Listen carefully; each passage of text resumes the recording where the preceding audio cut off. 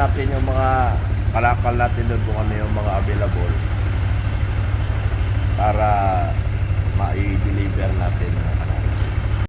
Yung mga kanayon, nasa bodega na tayo. Ito na lang yung mga kalakal natin. So yung iba dyan ay iniwalay na nila para maging pera. Yung mga bata natin, sila. Ano lang ginagawa. Ayan yung karton. Mga kanayon. So, meron itong mga maliking mga kanayon. Ang gusto nyo. So, alam.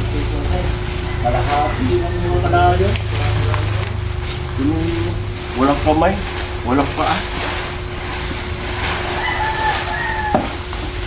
Marami pa nga. Yan talaga.